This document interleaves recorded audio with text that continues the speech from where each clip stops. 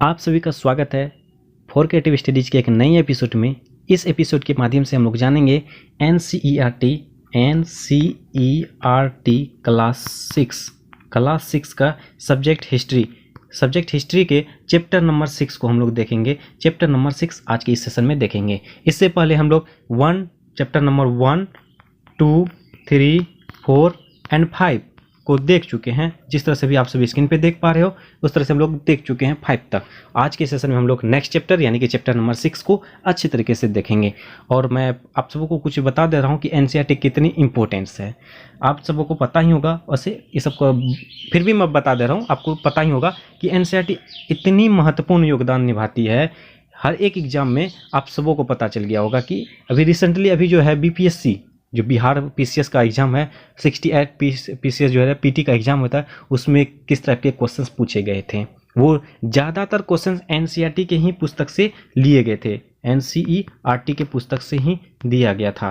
तो एनसीईआरटी की पुस्तकें काफ़ी इंपॉर्टेंट योगदान निभाती है। यूपीएससी में तो पूछता है और आपका स्टेट पीसीएस में भी पूछे जाने लगा है और लगभग पूछे ही जा रहे हैं, वहीं से पूछे जाते हैं, चाहे कोई भी एग्जाम्स हो। ओके, जनरल कंपटीशन हो, रेलवे, बैंकिंग, जो भी हो, सब में एनसीईआरटी की पुस्तक से ही पूछे जाते हैं।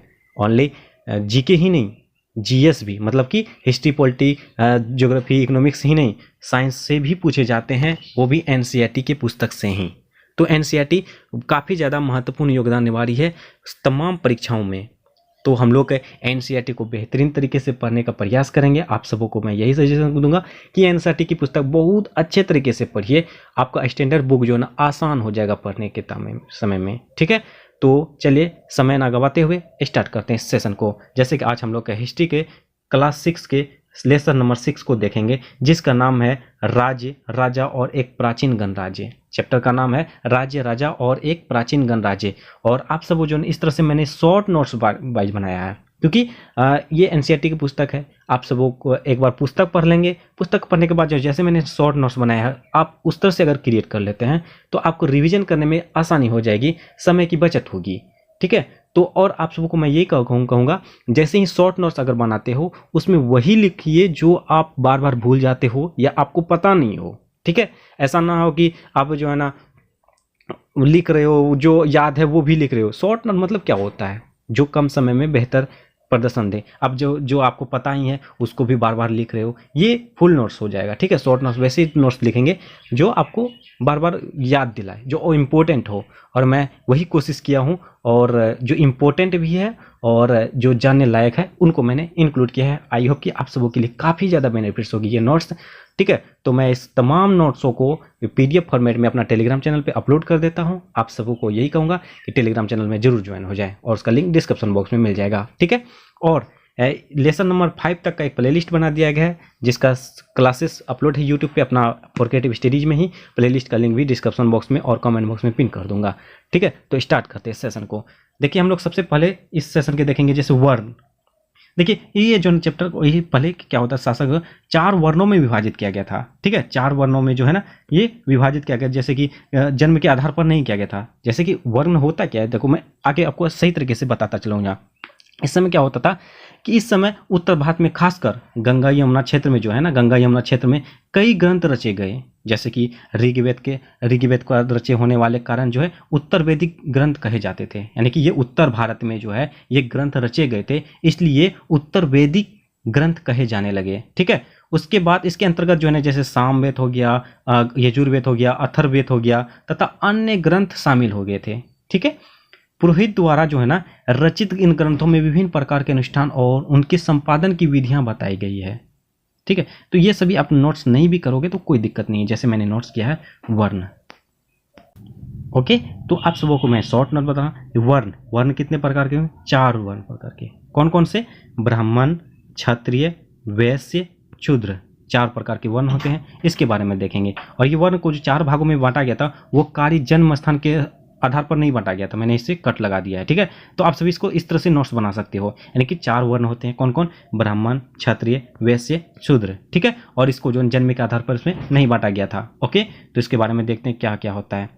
देखिए, ब्राह्मण को कौन सा दर्जा दिया गया था? जैसे वेदों का जो अध्यापन अध्ययन और अध्यापन तथा यज्ञ करवाने का इसको दिया गया था। ब्राह्मण ब्राह्मण क्या करता था, वेदों का ज्ञान कर सकता था और वेदों का जो है ज्ञान बांट सकता था। उसके बाद जो ये यज्ञ करवा सकता था, यज्ञों में भाग ले सकता था। ये ब्राह्मणों का काम है, यानी कि ये पूजा पाठ करवा सकता है और जो वेदों के बारे में आप सबों को जानकारियाँ दे सकता है, जानकारियाँ ले सकता है। ये ब्राह्मण का काम था। उसके सेकेंड में था क्षत्रिय। ये शासक हुआ करते थे, रक्षक हुआ करते थे, यानी कोई युद्ध वगैरह में अगर कुछ दिक्कत आए तो ये शासक यानी कि क्षत्रिय जो है ना, ये शासक का योगदान निभाते हैं। ठीक है। और वैश्य, कहीं कहीं आपको विश्व दिखेगा। ठीक है। वैश्य या विश्व एक ही होता है। ये जो कृषक और व्यापारी होते थे, ये कृषक या व्यापारी होते थे, मतलब कि आपका जो है ना खाना वगैरह के लिए ये सुविधाएं उपलब्ध करती है, जैसे कि आपका किसान हो गया, कोई व्यापार हो गया, ये सब चीज़ें इसमें आता है। ठीक है। वैश्य या विश्व। उसके क्षुद्र, क्षुद्र ये सबसे निम्न वर्गों में से एक है। ठीक है। सबसे निम्न वर्गों में से एक है। ठीक है। उसके बाद इसमें देखिए ये जो है ना क्या होता है, क्षुद्र जो है ना ही यज्ञ में भाग ले सकता है और ना ही यज्ञ जो न वेदों का ज्ञान अध्ययन कर सकता है। इसका जो ना ये कोई इसका जो ना वैल्यू नहीं है, मतलब कि ये एक प्रकार का नौकर टाइप का होता है। ये यज्ञ में ना ही भाग ले सकता है और ना ही वेदों का ज्ञान अर्जन कर सकता है। तो मैंने लिखा है यज्ञ को कट कर दिया, उसके बाद वेदों का अध्ययन नहीं, मतलब इसका मतलब ये अध्ययन नहीं कर सकता है। तो इस तरह से मैंने इंडिकेट किया है। ठीक है। ओके। उसके बाद देखो यहाँ के औरतों का भी दर्जा जो है शूद्रों के समान ही था। औरतों का दर्जा भी शूद्रों के समान ही था। ये भी जो है ना ये यज्ञ में भाग नहीं ले सकते थे, उसके वेदों का अध्ययन नहीं कर सकते थे, ना ही बांट सकते थे। ठीक है। तो इस तरह से शूद्र और औरत लगभग समान था। ओके। तो ये रही यहाँ तक कि वर्ण के बारे में। वर्ण जो है ब्राह्मण, क्षत्रिय, वैश्य, शूद्र, ये सभी जो इसके बारे में। अब देखिए यहाँ क्या कहता था, क्षत्रिय और वैश्य जो है, क्षत्रिय और वैश्य जो है ये यज्ञ में भाग ले सकते थे। ठीक है। ये यज्ञ तो करवाते थे और ये यज्ञ में भाग ले सकते थे, लेकिन शूद्र भाग नहीं ले सकते थे, ना ही वेदों का अध्ययन कर सकते थे। ठीक है। तो यहाँ पे इस तरह से मेंशन किया हुआ है। ओके। चलिए यहाँ तक क्या, आई होप यहाँ तक की समझ में आ गई होगी।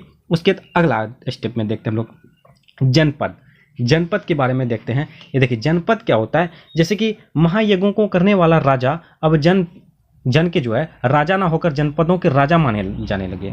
उसके जनपद का शाब्दिक अर्थ होता है जन के बसने की जगह होता है। जन के बसने की जगह होता है, ये जनपद कहलाता है। ठीक है। जनपद का शाब्दिक अर्थ होता है जन के बसने की जगह। ठीक है। और जो ना जो पुरातात्विक होता है क्या, जैसे मैं बताता हूँ पुरातात्विक होता है क्या है। इतिहासकारों ने पुरातात्विक के माध्यम से इतिहास के जानने के प्रयास किया है। उसी तरह से पुरातात्विकों ने इन जनपदों को कई बस्तियों की खुदाई की है। जनपद में जितने भी बस्तियां हैं लगभग उसको खुदाई की है। और जैसे उसमें से जो है दिल्ली का पुराना किला है, महत्वपूर्ण है ये, दिल्ली का पुराना किला हो गया। उसके यूपी में जो है मेरठ है, मेरठ के पास जो एक जगह है हस्तिनापुर। ठीक है। यूपी में मेरठ के आसपास जो है हस्तिनापुर है, और एटा के पास जो है अंतरंजी खेरा इसमें प्रमुख है। ये जो है ये प्रमुख क्या है आपको ये देखो, मैं जनपद में जो है ना कई पुरातत्वविदों ने इन जनपदों के जो बस्तियों को क्या क्या खुदाई किया। ठीक है। खुदाई करने में उनमें से जो है ना महत्वपूर्ण था दिल्ली का पुराना किला, उत्तर प्रदेश का मेरठ, जो मेरठ के आसपास होता है हस्तिनापुर। ठीक है। उसके बाद एटा के पास जो है अंतरंजी खेरा, ये सभी उनमें से प्रमुख था। बहुत सारे जनपदों का जो है खुदाई किया, लेकिन उनमें से ये प्रमुख था। ओके। यहाँ तक की बात समझ में आ गई। उसके बाद कहा जाता है महाजनपद। महाजनपद कहता है करीब 2500 साल पहले कुछ जनपद अधिक महत्वपूर्ण हो गए, उन्हें महाजनपद कहा गया। देखिए आप सबों को मैं टेक्निक देखो, जनपद के बारे में होते हैं। जनपदों में जो सबसे प्रमुख पद हो, जनपदों में से जो प्रमुख हो वो महाजनपद कहलाया। ठीक है। 2500 साल पहले की बात कही जा रही है। क्लियर। उसके बाद यहाँ देखिए महाजनपद में जो है ना राजधानी हुआ करते थे। महाजनपद में जो है ना राजधानी हुआ करते थे। ठीक है। ओके। उसके बाद यहाँ पे जो है ना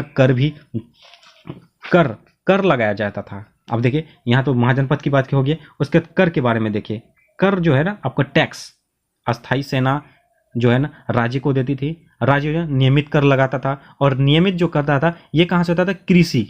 ठीक है। कृषि पर जो है लगभग आपका जो है ना 1/6 भाग आपको कृषि में जो है ना कर देना पड़ता था। किसको, अस्थाई सेना को, जो ये राज्य के राजा हुआ करते थे उसको 1/6 भाग कर देना पड़ता था। तो इस तरह से ये हुआ। और कर में से कौन कौन से कर हुआ करते थे इसके बारे में भी जानते हैं हम लोग। देखिए कारीगर कर हो गया, श्रम कर हो गया, पशुपालकों पर कर हो गया, व्यापार कर हो गया, आखेटक व संग्राहक कर हो गया। ये सभी कर लगाए जाते थे, ये सभी टैक्स लगाए जाते थे उस समय भी। ठीक है। यहाँ तक की बातें समझ में आ चुकी है। उसके बाद आगे हम लोग चर्चा करते हैं कृषि में क्रांति, यानी कृषि में जो परिवर्तन, कृषि में जो है परिवर्तन के बारे में देखते हैं। पहले हुआ क्या करता था, जो हल जो है, हल का फाल वो लकड़ी का हुआ करते थे, ठीक है। पहले जो है लकड़ी का फाल जो है वो क्या करते थे, वो लकड़ी का हुआ करते थे। उसके बाद समय बीतता गया, वो लोहे का बनने लगा, ठीक है। ये परिवर्तन हुआ, पहले लकड़ी का हुआ करते थे, उसके बाद लोहे का बनने लगा। इससे जो ना धान चावल इसका रोपण करने में सुविधा होने लगी। लकड़ी का हुआ करते थे क्या, जोतना होती है ना, मिट्टी को जोतना, वो उस तरह सही तरीके से अंदर नहीं जाता था, तो इसकी वजह से लोहे का फाल बनाया गया। तो इससे धान चावल जो यानी कि खेती करने में उसको सुविधाएं हुई। ओके, उसके बाद ये रही आपका परिवर्तन। ये परिवर्तन देखने को मिला 2500 साल पहले की बात ये की जा रही है। उसके बाद अगला है, जैसे अब कुछ राज्य हैं, कुछ निरीक्षण है, इसके बारे में देखते हैं। सबसे पहला आपका मगध है, मगध राज्य, इसके बारे में देखते हैं। मगध में जो है ना, इसकी राजधानी हुआ करती थी। मगध में है इसकी राजधानी। मगध जो है जनपद कहा गया, ठीक है। सबसे महत्वपूर्ण ये जनपद था मगध, यानी कि ये मगध जो है महाजनपद में आया। अभी जस्ट मैंने बताया था महाजनपद क्या होता है, जो जनपदों में प्रमुख होता है वो महाजनपद कहलाता है। तो जनपदों में महान था, प्रमुख था मगध। मगध क्या हो गया, महाजनपद हो गया। महाजनपद के जो ना राजधानी हुआ करती थी। आप सबको को ये दिमाग में रखना है, जो मगध के जो है ना 2 राजधानी हुआ करते थे। पहले जो है राजगिरी, यानी कि राजगिरी, जो राजगीर अभी वर्तमान समय में राजगीर हुआ करती है, पहले राजगिरी नाम हुआ करता था। सेम उसी तरह अभी जो वर्तमान समय में पाटलिपुत्र जो वर्तमान समय में इसका नाम है पटना। ये सभी कहाँ पड़ते हैं, बिहार के अंतर्गत हैं, ठीक है, बिहार के अंतर्गत आते हैं। तो इसमें हम लोग देखते हैं क्या क्या है मगध के बारे में। सबसे पहले हम लोग चर्चा किए मगध की राजधानी पहले हुआ करता था राजगिरी, जो राजगीर अभी वर्तमान समय में उसका नाम है। उसके बाद पाटलिपुत्र जो वर्तमान समय में इसका नाम है पटना, ठीक है। चलो यहाँ तक की बात होगी। उसके बाद देखिए 200 सालों के भीतर सबसे महत्वपूर्ण जनपद में से कहा जाने लगा। अभी जस्ट मैंने बताया था मगध जो है प्रमुख जनपद थे, और ये 200 साल के भीतर ही बहुत ही प्रमुख जनपद बन गए, और इनमें जनपदों में ये महाजनपद के कोटा में आ गए, श्रेणी में आ गए, ठीक है। और गंगा और सोन नदी, इसमें जो है ना जल का बहाव होता था, ठीक है। तो इस तरह से आप शॉर्ट नोट्स जरूर क्रिएट करना। देखो कितनी बेहतरीन तरीके से मैंने स्टोरी टाइप से बना दिया है। ओके, एक ही पेज में पूरा चैप्टर कंप्लीट। उसके बाद देखो यहाँ पे क्या कहा जाता है, यहाँ पे मैंने क्या किया है, यहाँ पे क्या होता है, यहाँ जो ना कैसे कैसे बहती है यातायात कहते हैं जल परिवहन। जल कहाँ से बहती है, गंगा और सोन नदी से। उसके जमीन जो है, यहाँ की जमीन जो है कैसी है, उपजाऊ होती है। मगध का जमीन जो है काफ़ी उपजाऊ है, ठीक है। उसके बाद यहाँ जंगल भी है, जंगल से जो है ना लकड़ी गाड़ियाँ काटते थे, ठीक है। उसके बाद यहाँ पर लोहा भी मिला, लोहा का संसाधन, जैसे कि संसाधनों में से क्या, रथ हथियार, ये सब जो ना रथ जो है वो लोहा से बनाया। संसाधन क्या होता है, जैसे कि अब किसी लकड़ी हो लोहा हो, उसका जो ना एक आकार प्रकार का बना लिए, जैसे कि रथ बना दिए, वो संसाधन से बना, ठीक है। तो ये रथ बनाया। और यहाँ हाथी के जो है ना, यहाँ क्या हुआ था, मगध में हाथी बहुत प्रकार के थे, बहुत थे हाथी। इसका क्या था, हाथी का उपयोग जो है ना अपने युद्ध में सेना के तौर पर करवाने लगा। आप सब लोग देखते होंगे, घोड़ा हो, हाथी हो, घुड़सवारी हो या पैदल सेना हो, तो इसमें हाथी जो मगध में काफ़ी ज़्यादा थी, तो इसको भी सेना के रूप में भर्ती किया गया। क्लियर। उसके बाद यहाँ जो मगध में जो ना 2 शासक ऐसे थे जो काफ़ी ज़्यादा महत्वपूर्ण हुआ करते थे, बिम्बिसार और अजातशत्रु। बिम्बिसार और अजातशत्रु जो ना काफ़ी शक्तिशाली शासक हुआ करते थे, बिम्बिसार और अजातशत्रु, ठीक है, बिम्बिसार और अजातशत्रु। क्लियर। ये दोनों शासक जो ना महाजनपद कहलाने लगे, और महत्वपूर्ण शासक थे तो महापद्मनंद कहलाने लगे, ठीक है। तो ये यहाँ तक की बातें हो गई। अब मगध के बारे में, ओके, तो ये रही मगध के बारे में। फिर से मैं मगध की चर्चा कर दे रहा हूँ। मगध की राजधानी हुआ करते थे राजगिरी, यानी कि राजगीर, पाटलिपुत्र पटना, ठीक है। मगध जो है लगभग 200 साल के भीतर ही ये प्रमुख जनपद बन गया। उसके बाद यहाँ के जो है ना, यहाँ की ज़मीन काफ़ी ज़्यादा उपजाऊ होते थे। यहाँ पे लोहा से संसाधन बना, संसाधनों में से रथ और हथियार बनाया गया। जंगल भी थे, जंगलों से लकड़ी और गाड़ियाँ तैयार की गई। उसके बाद हाथी हुआ करते थे, हाथी जो है युद्ध में इसको सेना के तौर पर कार्य किया, ठीक है। उसके बाद यहाँ के 2 शासक ऐसे थे काफ़ी ज़्यादा शक्तिशाली थे, बिम्बिसार और अजातशत्रु। क्लियर। उसके बाद आपका नेक्स्ट है, अगला जनपद है आपको वज्जी एक जनपद ही है। देखिए वज्जी क्या है, मगध का जो है ये बहुत करीब था, बहुत नज़दीक था, ये सबसे नज़दीक था मगध का वज्जी, ठीक है। इसकी राजधानी वैशाली जो वर्तमान समय बिहार के हैं, ठीक है, वैशाली बिहार में पड़ता है, ओके क्लियर। उसके बाद देखिए यहाँ का शासन व्यवस्था जो है, यहाँ की ये मगध जो एक जैसे कि आपको फिर से बताता हूँ मैं, मगध एक शक्तिशाली राज्य बन गया था, ठीक है, उसके नज़दीक में वज्जी राज्य था। इसकी राजधानी जो है कहाँ है, वैशाली बिहार में पड़ता है। यहाँ अलग अलग प्रकार के जो ना शासन व्यवस्था हुआ करती थी, ठीक है। वज्जी में जो है अलग अलग प्रकार के शासन व्यवस्था होते हैं, जैसे कि गण और संघ। गण का मतलब होता है शासकों का समूह, गण मतलब शासकों का समूह, कई शासक इसमें मिलते थे। गण और संघ का समूह जो होता है ये शासकों का समूह होता था। इसका एक संगठन हुआ करती थी, सभा हुआ करती थी, मतलब कि समितियों की बैठक हुआ करती। अभी जैसे रिसेंटली क्या हुआ, भारत में जो है ना G20 का बैठक हुई थी, उसके उसी तरह से हम लोग समझ सकते हैं। इसमें भी जो है ना सभाओं का संगठन के रूप में सभा करती है, इसमें बातचीत करती है, अपना जो है मतलब बैठ के बातचीत करते थे, बहस करते थे, वाद विवाद करते थे, इसके बारे में करते थे, ठीक है, ओके। उसके बाद यहाँ पे बुद्ध और महावीर जो है संघ एवं गण से संबंधित थे। बुद्ध और महावीर जो है ना ये दोनों की चर्चा इसमें की गई थी, और ये जो है गण और संघ से संबंधित थे, गण और संघ से संबंधित थे, क्लियर, ओके। गुप्त शासकों ने गण संघ का विनाश किया, और जो गुप्त शासक थे वो जो क्या हुआ, गण और संघ शासकों का विनाश किया था। और दीर्घ निकाय, ये देखिए ये इंपॉर्टेंट है आपको, दीर्घ निकाय जो अंतिम में मैंने लिखा है दीर्घ निकाय, इसके बारे में जानते हैं, ओके। यहाँ क्या कहा जा रहा है दीर्घ निकाय में, बोध काव्य। दीर्घ निकाय देखिए क्या होता है, इसके बारे में देखिए सुनिए।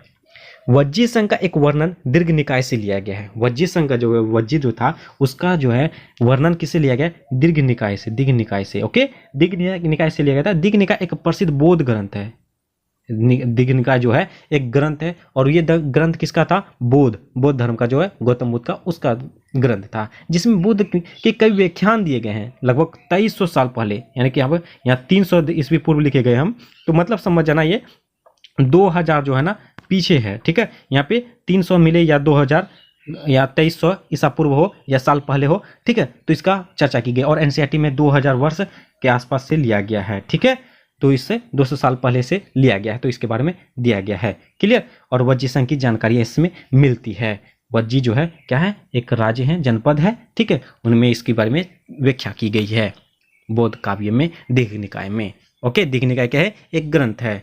उसके बाद अगला आपका आता है अंतिम है, जैसे कि स्त्रियां दास तथा कमकार हिस्सा नहीं ले सकते थे। स्त्रियां दास तथा कमकार इसमें जो है ना हिस्सा नहीं ले सकते थे, इसमें सिर्फ पुरुषों का ही योगदान हुआ करते थे, क्लियर। तो ये रहा आपका लेसन 6, और नेक्स्ट सेशन है अध्याय 7 जो है वो हम लोग नेक्स्ट सेशन के माध्यम से जानेंगे। आज के सेशन में बस यही रहने देंगे।